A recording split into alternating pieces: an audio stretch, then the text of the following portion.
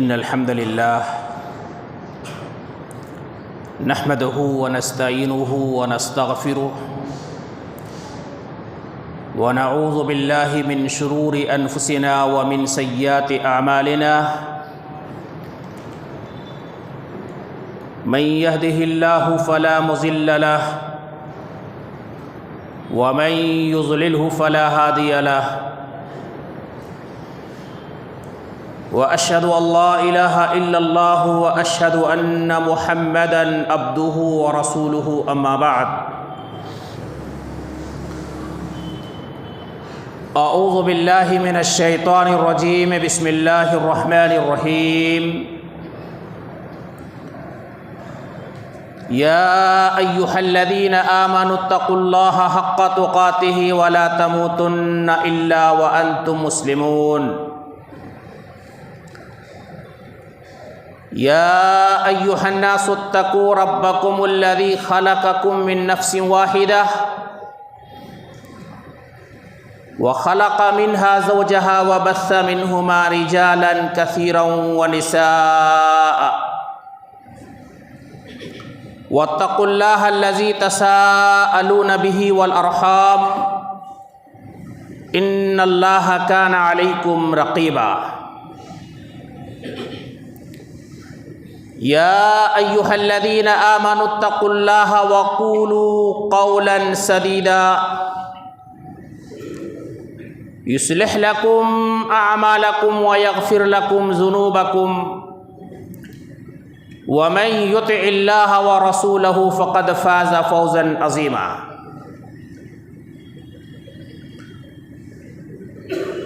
فإن أصدق الحديث كتاب الله وخير الهدي هدي محمد صلى الله عليه وسلم وشر الأمور محدثاتها وكل محدثة بدعة وكل بدعة ضلالة وكل ضلالة في النار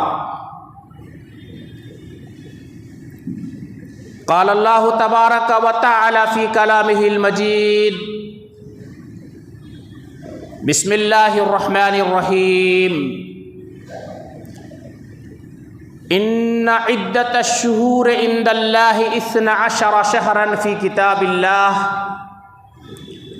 يوم خلق السماوات والأرض منها 4 حرم ذلك الدين القيم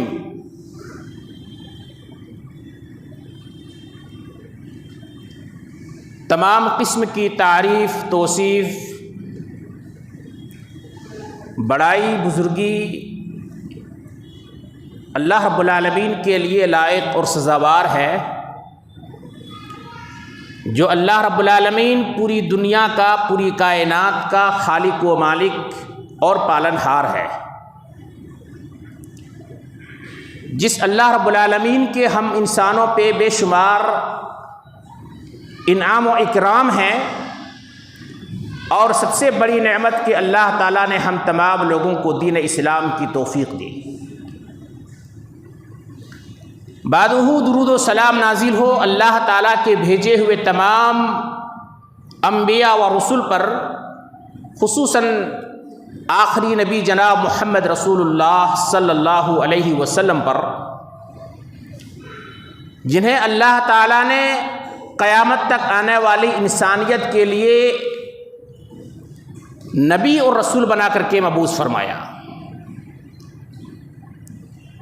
جن پر اللہ تعالیٰ نے آخری کتاب قرآن مجید کی شکل میں نازل فرمایا، جن پر اللہ تبارک و تعالیٰ نے اپنی نعمت کی شکل میں اسلام کو مکمل فرمایا۔ سامعین اعظام، قرآن مجید کے سورہ توبہ کی آیت نمبر 36 میں نے آپ لوگوں کے سامنے تلاوت کی ہے۔ قرآن مجید کے اس آیت کریمہ کے اندر اللہ رب العالمین بیان فرماتا ہے کہ ان عدت الشہور عند اللہ 12 شہرا، کہ بے شک اللہ رب العالمین کے نزدیک شروع دن سے جب سے یہ زمین اور آسمان کو اللہ نے پیدا کیا ہے مہینوں کی گنتی 12 ہیں. منہا 4 حرم، یہ 12 مہینوں میں سے 4 مہینے حرمت کے مہینے ہیں، ادب کے ہیں، احترام کے ہیں.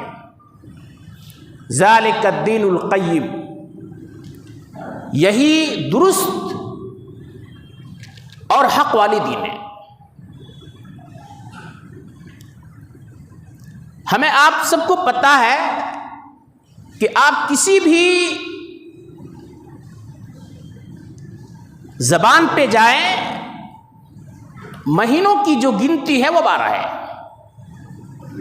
باقی بنیادی اختلافات ہیں. تو اللہ تبارک و تعالی نے یہ 12 مہینوں میں سے 4 مہینے کو حرمت والا مہینہ قرار دیا ہے. اور یہ 4 مہینے اسلام سے پہلے مشرکین مکہ کے لوگ بھی ادب اور احترام کرتے تھے. یہ 4 مہینے کون ہیں؟ اللہ تعالیٰ نے جو 4 مہینے حرمت کے بتلائے ہیں، ذی قعدہ، ذی الحجہ، محرم. یہ 3 مہینے علی ترتیب، ذی قعدہ، ذی الحجہ، محرم. اور ایک مہینہ ہے رجب کا مہینہ، شعبان سے پہلے رجب کا مہینہ. سامعین اعظام، ابھی ہم آپ جس مہینے کے اندر ہیں یہ مہینہ اہمیت اور فضیلت کا مہینہ ہے. وہ مہینہ ہے ماہ محرم الحرام. حدیث کے اندر اس مہینے کو شہر اللہ بھی کہا گیا ہے، اللہ رب العالمین کا مہینہ. اب یہاں غور کرنے والی بات یہ کہ یہ مہینہ حرمت کے مہینوں میں سے ایک مہینہ ہے. دوسری چیز، اس مہینے کو اللہ تعالیٰ یعنی نبی صلی اللہ علیہ وسلم نے شہر اللہ بھی کہا ہے، یعنی اللہ رب العالمین کا مہینہ. حدیث کے اندر اللہ کے نبی صلی اللہ علیہ وسلم فرماتے ہیں کہ رمضان کے بعد سب سے زیادہ روزہ اللہ کے نبی صلی اللہ علیہ وسلم اسی مہینے میں رکھا کرتے تھے. رمضان المبارک کے بعد اس مہینے میں کثرت سے روزہ رکھا کرتے تھے. اور بالخصوص یوم عاشورہ کا روزہ، آج الحمدللہ یوم عاشورہ ہے، یعنی محرم الحرام کے 10ویں تاریخ کا روزہ اسی مہینے کے اندر محرم الحرام کے اندر ہے. نبی اکرم صلی اللہ علیہ وسلم مکہ میں تھے، یوم عاشورہ کا روزہ رکھا کرتے تھے. ہجرت کر کے مکہ سے مدینہ گئے، مدینے میں بھی نبی صلی اللہ علیہ وسلم رکھا کرتے تھے. آپ نے مدینے کے اندر یہودیوں کو دیکھا کہ یہودی لوگ بھی روزہ رکھتے ہیں. آپ نے پوچھا، سوال کیا کہ تم لوگ کیوں روزہ رکھتے ہو؟ یہودیوں نے جواب دیا، کہا کہ یہ وہ دن ہے جس دن اللہ تعالیٰ نے حضرت موسیٰ علیہ السلام اور بنی اسرائیل کو فرعون کے ظلم و زیادتی سے نجات عطا فرمایا ہے، اور اللہ تعالیٰ نے فرعون کو غرق کیا تھا.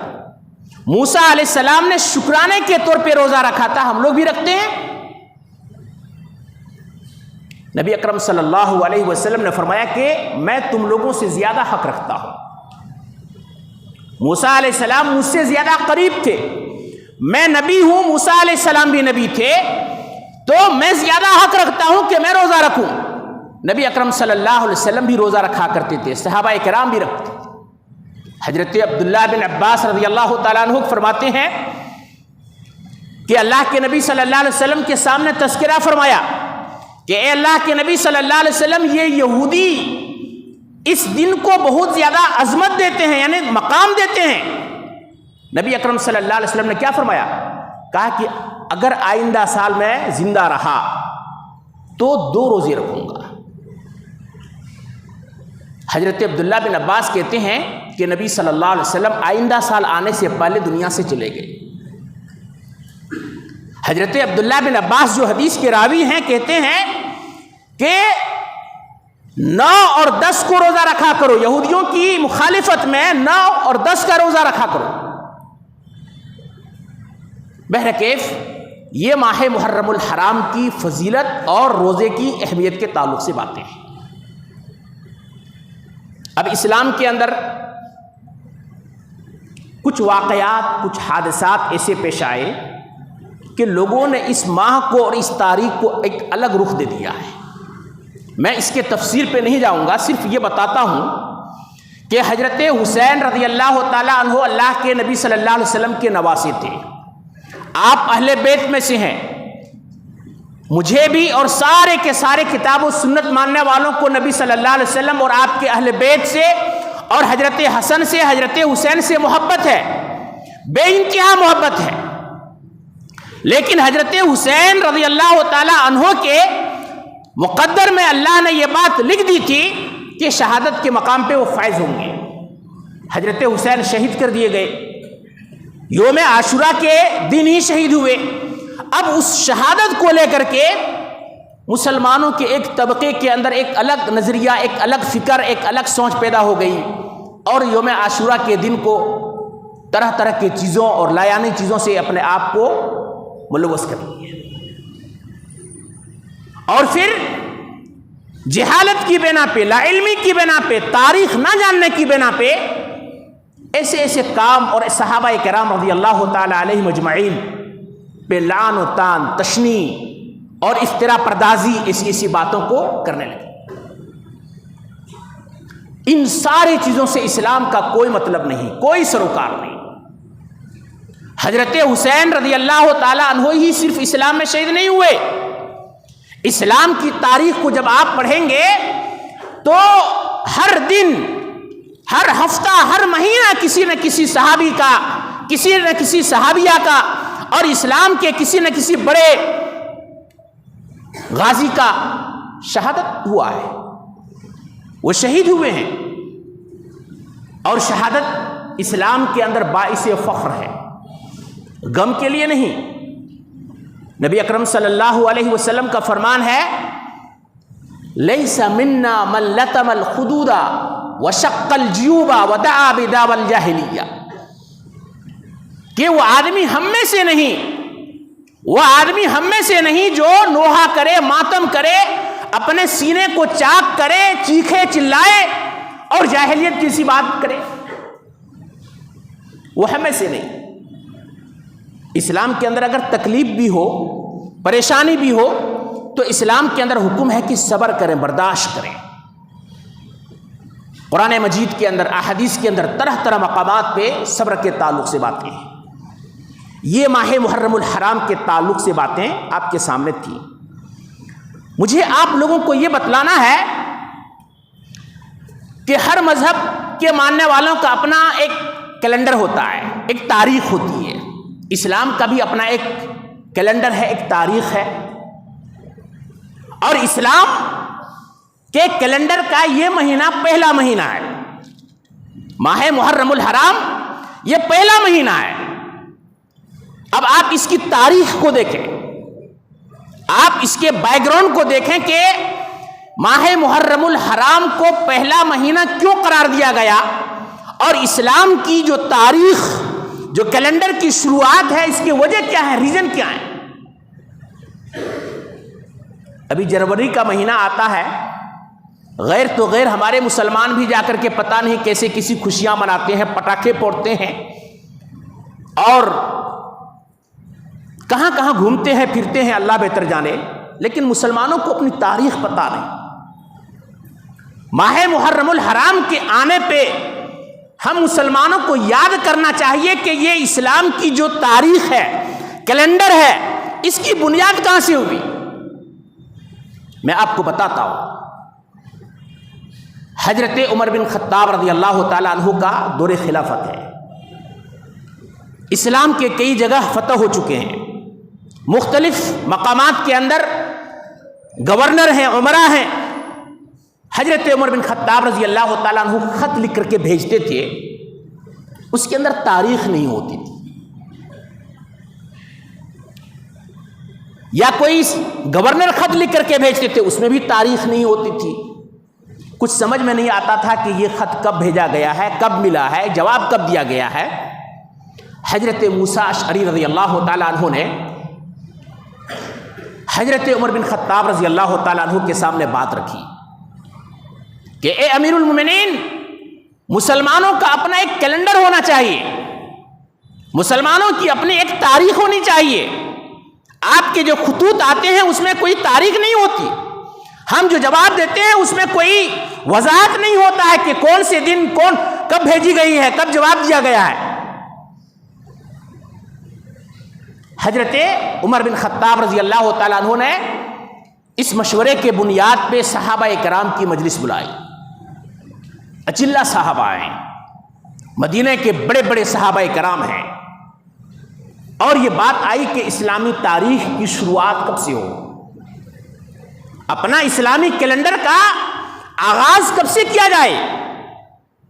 کسی صحابی نے کہا کہ نبی صلی اللہ علیہ وسلم جب پیدا ہوئے ہیں تب سے کیا جائے، کسی نے کہا کہ نبی صلی اللہ علیہ وسلم کو اللہ نے جب نبی بنایا ہے تب سے کیا جائے، کسی نے کہا کہ نبی صلی اللہ علیہ وسلم جب دنیا سے گئے ہیں، وفات ہوئی ہے تب سے کیا جائے۔ صحابہ کرام کے اندر اختلاف رہا اور ان باتوں پہ لوگ مطمئن نہیں ہوئے۔ ایک بات پہ سارے صحابہ کرام مطمئن ہوئے۔ حضرت عمر بن خطاب رضی اللہ تعالیٰ عنہ نے فرمایا، کہا کہ نبی صلی اللہ علیہ وسلم جب مکہ سے ہجرت کر کے مدینہ گئے ہیں تب سے اسلامی کیلنڈر کی شروعات ہو۔ غور کیجئے، 13 سال نبی بن کر کے مکہ میں ہیں، نبوت کو صحابہ کرام نے ترجیح نہیں دی کیونکہ ایک تاریخ کا صحیح تعین نہیں تھا، وفات کو ترجیح نہیں دی، ترجیح صحابہ کرام نے کس چیز کو دی؟ مکہ سے مدینہ ہجرت کر کے گئے ہیں تب سے تاریخ کا آغاز کیا جائے۔ 13 سال مکہ میں رہے، اسلام کوئی خاطر خواہ نہیں پھیلا، اسلام کسی دوسرے ملک دوسرے شہر پہ نہیں جا پایا، لیکن ہجرت کر کے جو ہی صحابہ کرام مدینہ گئے، آپ غور کیجئے کہ مدینہ کے اندر 1 سال کے بعد دوسرا سال، سن 2 ہجری میں صحابہ کرام کے اندر اللہ تعالیٰ نے وہ طاقت وہ قوت دی، مشرکین مکہ سے بھی ٹکرا گئے۔ جنگ بدر کا معاملہ پیش آیا، آپ سب جانتے ہیں جنگ بدر میں کیا ہوا۔ جنگ بدر کے اندر اللہ رب العالمین نے مسلمانوں کو کھلے عام فتح عطا فرمایا،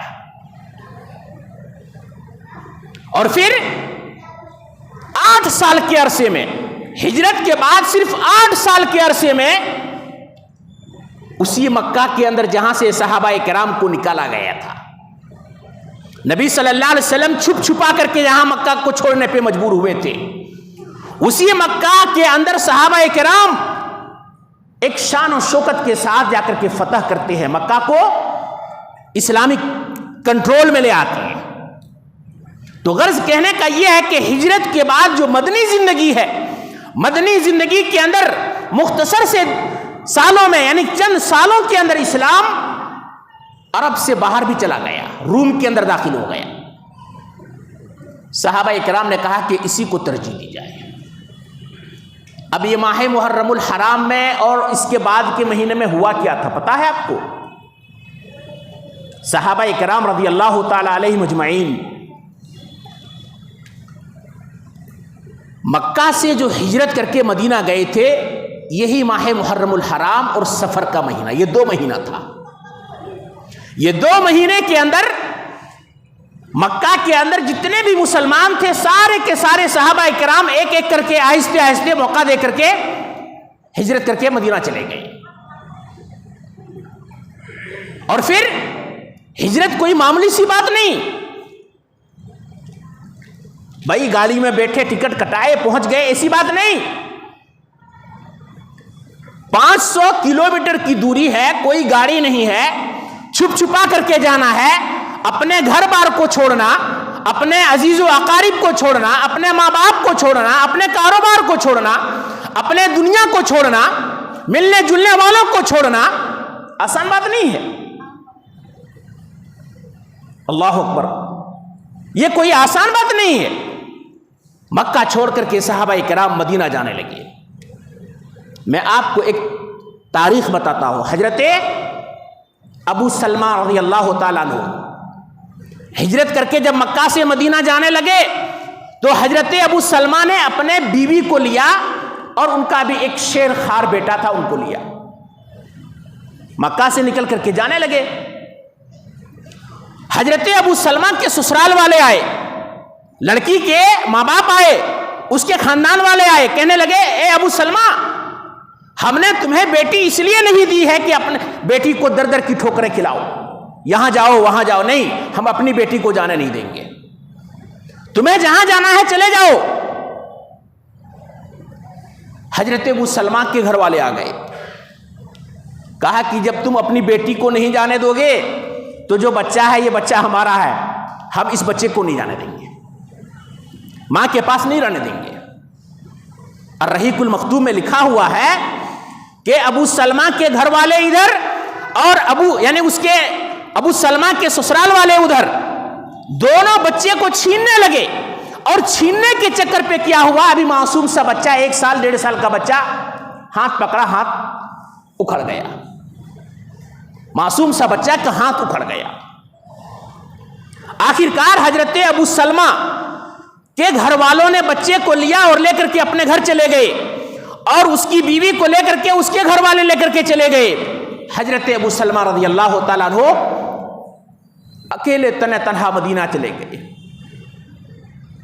اب وہ بیچاری شوہر سے بھی دور ہیں، اپنے بیٹے سے بھی دور ہیں، اور اسی کے وجہ پہ ان کے بیٹے کا ہاتھ بھی اکھڑ گیا ہے، رو رو کر کے برا حال ہے۔ 1 دن 1 مہینہ 2 مہینہ 1 سال ہو گیا،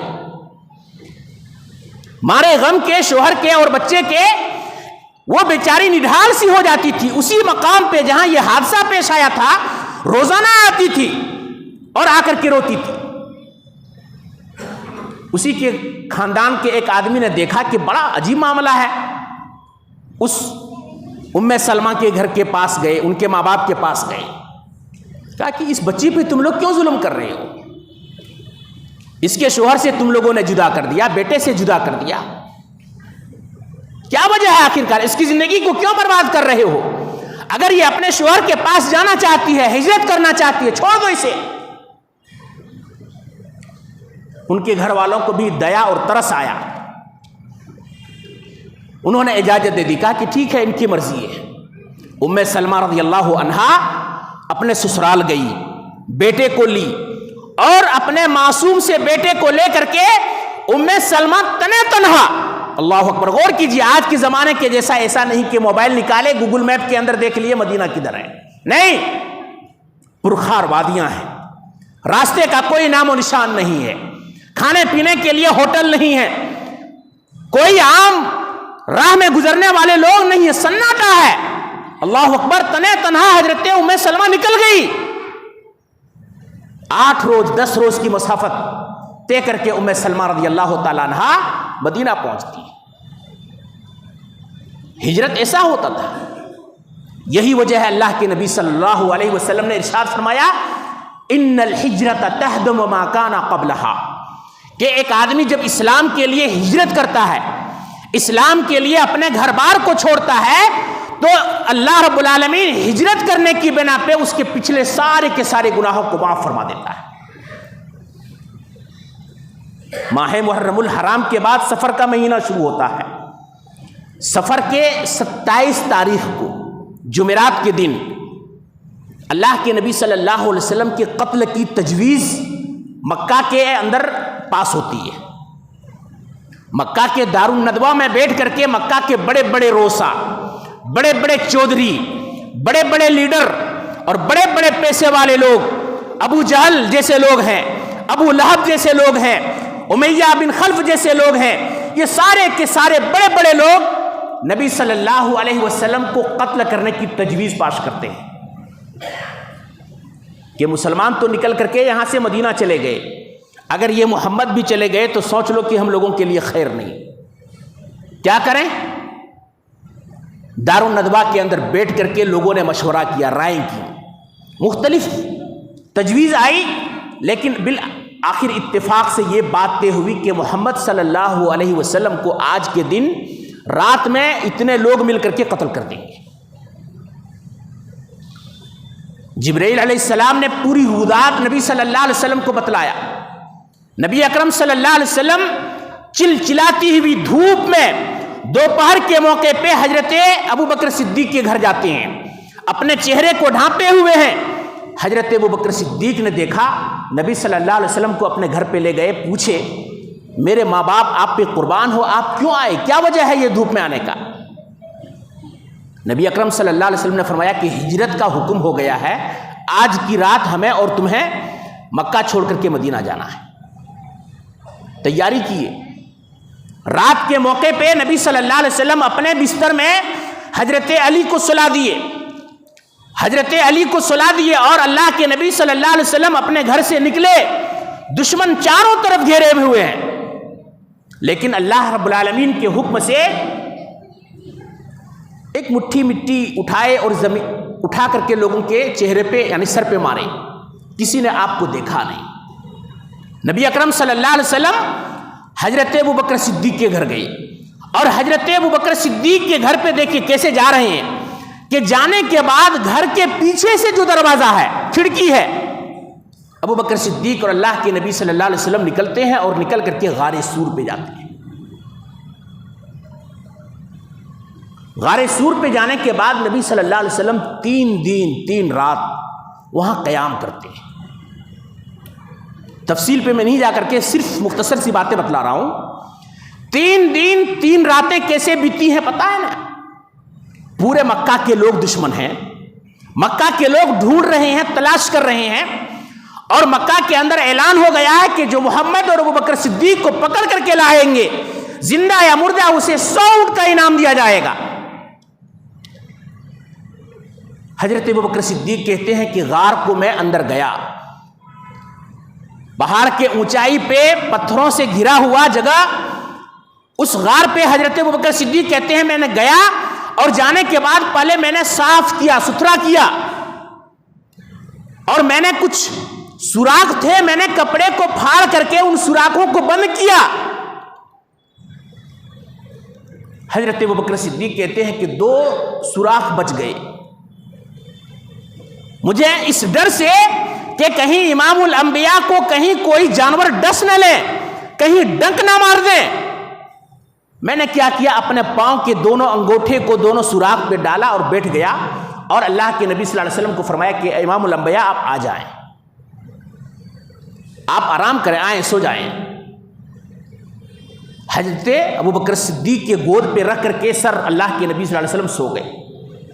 حضرت ابوبکر صدیق کہتے ہیں کہ 3 دن 3 راتیں ہم لوگوں نے وہیں بتائی، اور پھر مشرکین مکہ کے تلاش کرنے والے غار کے دہانے پہ بھی آ گئے۔ خوف کا عالم ہے، ڈر ہے، ہیبت ہے کہ کہیں پکڑ نہ لیں، گرفتار نہ کر لیں۔ ابوبکر صدیق کہتے ہیں کہ میرے پاؤں پہ کسی زہریلے جانور نے ڈک مار لیا۔ سوچئے آج کے زمانے پہ ہمارے ساتھ اگر ہوتا ہم کیا کرتے؟ ایک چیونٹی کے کاٹنے کو ہم آپ برداشت نہیں کرتے ہیں۔ حضرت ابوبکر صدیق کہتے ہیں کہ میں نے اپنے کوئی حرکت نہیں دی، ہلایا نہیں، میں چیخا نہیں، چلایا نہیں، اس لیے کہ اللہ کے رسول کہیں جاگ نہ جائیں۔ میں نے برداشت کر لی، لیکن تکلیف کے مارے میرے آنکھ سے آنسو نکل پڑے، ٹپک پڑے۔ امام الانبیاء کے چہرے پہ جب وہ آنسو گرے، اللہ کے نبی صلی اللہ علیہ وسلم جاگ گئے، کہنے لگے ابوبکر صدیق رو رہے ہو، کیا بات؟ کہ اللہ کے نبی صلی اللہ علیہ وسلم بات یہ ہے کہ مجھے کسی زہریلے جانور نے کاٹ لیا ہے۔ اللہ کے نبی صلی اللہ علیہ وسلم نے اپنے لعاب دہن کو تھوک کو لگایا، وہ زہر نکل گیا، تکلیف ختم ہو گئی۔ 3 دن کے بعد اللہ کے نبی صلی اللہ علیہ وسلم غار سور سے نکلتے ہیں اور مدینہ کا رخ کرتے ہیں۔ واقعات اور باتیں بہت ہیں، میں صرف آخری بات بتا کر کے اپنی بات کو ختم کر رہا ہوں۔ جب مدینے کے راستے پہ جانے لگے تو دشمنوں کے تلاش اور کھوج ابھی کمی نہیں ہوئی ہے، تلاش کرنے والے تلاش کر رہے ہیں، ڈھونڈنے والے ڈھونڈ رہے ہیں۔ صحیح بخاری کے اندر سراقہ بن مالک حدیث کے خود راوی ہیں، کہتے ہیں کہ میں ابھی اسلام قبول نہیں کیا تھا۔ سراقہ بن مالک ابھی اسلام پہ نہیں آئے تھے، کفر ہی کی حالت میں تھے۔ کہتے ہیں کہ میں اپنے قوم کے لوگوں کے بیچ میں بیٹھا ہوا تھا، اتنے میں میرا ایک غلام آیا، ایک آدمی آیا اور کہا کہ اے سراقہ، میں نے ابھی ساحل کے کنارے کچھ لوگوں کو گزرتے ہوئے دیکھا ہے، مجھے گمان ہے، یقین ہے کہ وہ محمد اور اس کے ساتھی ہوں گے۔ سرقہ کہتے ہیں کہ میں نے فوراً مان لیا، میرے دل میں یہ بات گھر کر گئی کہ وہ محمد صلی اللہ علیہ وسلم اور ابو بکر ہوں گے، لیکن بیٹھے ہوئے لوگوں کو جھانسا دینے کے لیے، ان لوگوں کو بیوقوف بنانے کے لیے میں نے کیا کہا، ارے ابھی یہاں سے جو گزرا آدمی ہے نا وہ لوگ ہوں گے، وہ محمد نہیں ہوں گے۔ بھئی 100 اونٹ کے انعام کی لالچ ہے۔ سرقہ بن مالک کہتے ہیں کہ میں کچھ دیر بیٹھا اور اس کے بعد اپنا گھر گیا۔ میں نے اپنے گھر میں اپنے لونڈی کو حکم دیا، کہا کہ میرے گھوڑے کو میرے گھر کے پچھواڑے سے فلاں ٹیلے پہ لے جا کر کے رکھو۔ سرقہ بن مالک کہتے ہیں کہ میں نیزہ لیا، بھالے لیا اور لاٹھی لی، اور میں زمین پہ لاٹھی کو گھسیٹتے ہوئے اس گھوڑے کے پاس پہنچا، کہیں لوگ مجھے دیکھ نہ لیں، لوگوں کی نظر نہ پڑ جائے۔ سرقہ کہتے ہیں کہ میں گھوڑے پہ سوار ہوا، میں نے گھوڑے کو ایڑ لگائی، وہ گھوڑا سرپٹ دوڑتا رہا، نبی صلی اللہ علیہ وسلم اور ابو بکر صدیق کے قریب پہنچ گیا۔ سرقہ کہتے ہیں اچانک میرا گھوڑا زمین پہ دھس گیا، زمین پہ گر گیا، میں گھوڑے کے ساتھ زمین پہ گر گیا۔ سرقہ کہتے ہیں کہ میں نے گھوڑے کو ڈانٹا، گھوڑا بمشکل اٹھا اور میں بھی اٹھا۔ سرقہ کہتے ہیں کہ اس کے بعد میں نے فال کے تیر لیے۔ فال کے تیر، اس زمانے پہ لوگ فال نکالتے تھے، آج بھی بہت سے مسلمان یہ کام کرتے ہیں۔ میرے تیروں میں سے میں نے ایک تیر نکالا، وہی تیر نکلا جو مجھے ناپسند تھا۔ سرقہ کہتے ہیں کہ میں نے دوبارہ گھوڑے پہ سوار ہوا، فال کی مخالفت کی، گھوڑے کو میں نے ایڑ لگائی، دوڑایا، اور وہ گھوڑا قریب پہنچ گیا، لیکن دوبارہ وہ گھوڑا زمین پہ دھس گیا، گر گیا، میں گھوڑا سمیت بھی زمین پہ گرا۔ سرقہ کہتے ہیں کہ 1 بار ہوا، 2 بار ہوا، 3 بار ہوا۔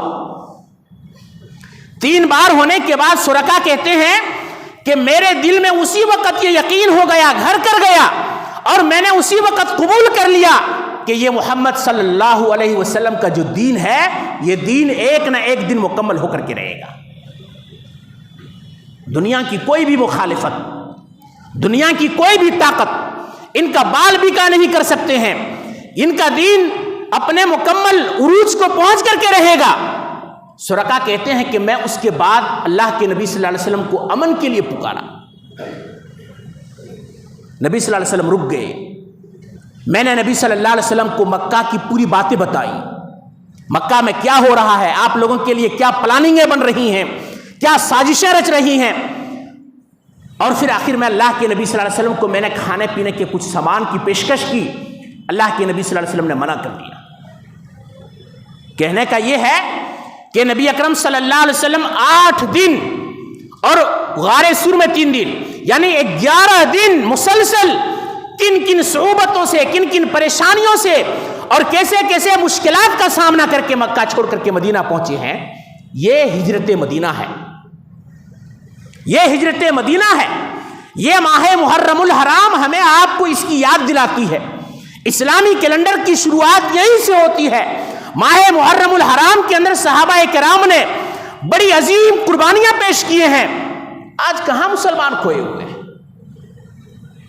افسوس یہ ہوتا ہے کہ آج مسلمانوں کا ایک طبقہ اسی مہینے کے اندر وہی ابو بکر صدیق کو گالیاں دیتے ہیں، عمر بن خطاب کو گالیاں دیتے ہیں، حضرت عثمان غنی کو گالیاں دیتے ہیں، اور بڑے بڑے اجلہ صحابہ کو گالیاں دیتے ہیں۔ ہمیں آپ کی ذمہ داری ہے کہ ہجرت مدینہ کی یاد کو تازہ کریں، ماہ محرم الحرام کی جو قدر و منزلت ہے اس کو جانیں، اور آخری بات کہ صحابہ کرام پہ اگر کوئی الٹی سیدھی باتیں کرے، صحابہ کرام جو اسلام کے لیے قربانیاں دیے ہیں، خدمت اسلام کیے ہیں، دین اسلام کو پھیلانے کے لیے جو انہوں نے جان کی مال کی قربانیاں پیش کیے ہیں، اگر وہ صحابہ کرام پہ کوئی انگلی اٹھائے تو ہماری ذمہ داری ہے کہ ہم آپ اس کی جواب دیں، اس کے تحفظ، اس کی بقا۔ صحابہ کرام کے تعلق سے ہمارے دلوں کے اندر وہ جذبہ ہونی چاہیے۔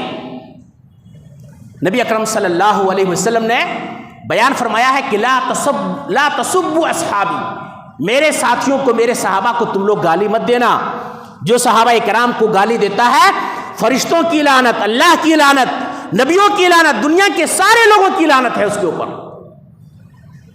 صحابہ کرام نے اللہ کی راہ میں جو ایک مد خرچ کیے ہیں، نبی صلی اللہ علیہ وسلم فرماتے ہیں کہ اگر تم میں سے کوئی صحابہ کرام کے بعد کے لوگ کوئی احد پہاڑ کے برابر سونا خرچ کرے گا تو وہ اس کے مقابل کو نہیں پہنچ سکتے۔ اللہ تعالیٰ سے دعا ہے اللہ تعالیٰ ہمیں آپ کو دین کی سمجھ دے، ماہ محرم الحرام کی حرمت کو جاننے کی، سمجھنے کی، عمل کرنے کی توفیق دے۔ اللہ تعالیٰ ہمیں زیادہ سے زیادہ اس مہینے کے اندر روزہ رکھنے کی توفیق دے۔ اللہ تبارک و تعالیٰ ہم تمام لوگوں کو صحابہ کرام کے نقش قدم پہ چلنے کی توفیق دے۔ اللہ تبارک و تعالیٰ ہمیں نبی صلی اللہ علیہ وسلم کی جو اور صحابہ کرام کی جو اسلام کے تئیں قربانیاں ہیں، ان قربانیوں کو یاد کرنے کی اور ہمیں بھی دین اسلام کی خدمت کرنے کی اللہ تعالیٰ توفیق عطا فرمائے، آمین۔ وآخر دعوانا ان الحمد للہ رب العالمین۔